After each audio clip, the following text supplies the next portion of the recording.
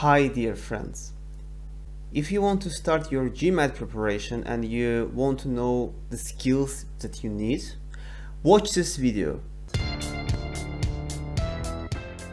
Today we're going to talk about 7 skills that you need in order to start your GMAT preparation and score 700 plus, and especially 710, 720 for top MBA schools and for your let's say ability to compete with others. So let's get started. Let's talk about the first one. The first one is good knowledge of math. Yeah, it's obvious. You need to have some numeric reasoning skills. You need to be able to work with numeric tasks in order to be successful on GMAT. And you need to know different geometric rules. You need to know some, let's say, equations. You need to know how to solve different tasks in a very easy way. You also need to apply your calculation skills because GMAT doesn't provide calculators. So focus on your math skills before your GMAT preparation. If you have some math problems, improve your math. Improve your math foundation. The second one is ability to think logically. You will tell why.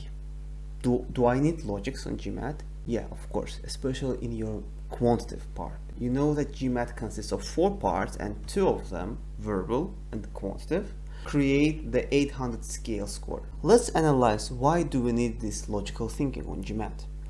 For example, you have a question about the carpet and you need to know how to cut a carpet. So, carpet! What is carpet? Carpet is something either rectangular or a different quadrilateral. So you need to understand, carpet is a quadrilateral and normal is a rectangle. That's why you need your logical thinking for GMAT. GMAT questions don't exactly refer to the figure. For example, it's a rectangle, it's a triangle.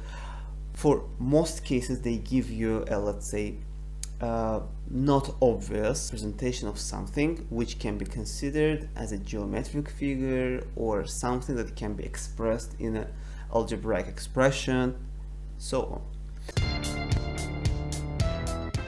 Third, good vocabulary. Yeah, you will tell it's obvious, but which topics? Of course, business, historical topics, social topics, sometimes cosmic topics. So read as much as you can, develop your vocabulary, because GMAT will require a good vocabulary on this topic. The fourth one is about advanced grammar. You will tell that if I know English very well, I should know grammar very well. No, you need to know very specific rules of grammar.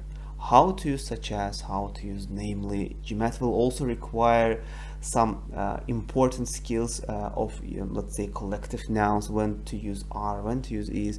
So very specific moments with which, that, for example, with comparatives and with some specific issues, when to use greater, when to use more, and so on. So you need to know grammar very well. The next skill is the ability to think critically. You can watch different bloggers, different GMAT teachers who tell read. But they don't tell the most important thing. Read critically and think critically. For example, you read the sentence. Some historians are against the publication of recent results. While reading, attack the sentence. Why?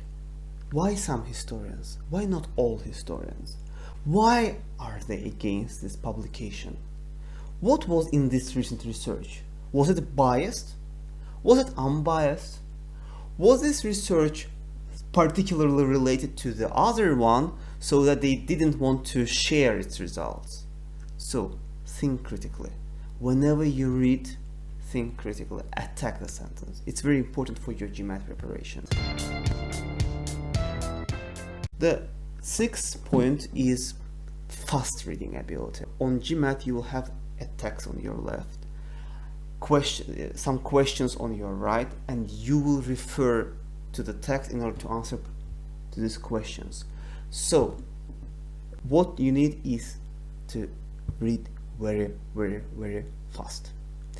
And that's why take different articles that you can find in English, the ones you love, the ones you hate, I mean topics. So you may hate fashion, but read about fashion. You may hate psychology, read about psychology, and you can read about different topics, but set a timer. You have 500 words in one article, let's say, read it in 3 minutes. Of course, GMAT will provide you something around 350 words, 250, 350 words, but still, you can read a longer article, give yourself more time, but try to find the ones that are applicable on GMAT as well, I mean, according to their length. So find 300, 400 words long articles and read as much as you can, but set a timer. Always set a timer. And compared with IELTS, when you just need to skim and scan, on GMAT you need to read fast but understand. So you can develop your understanding by planning the text, making some notes.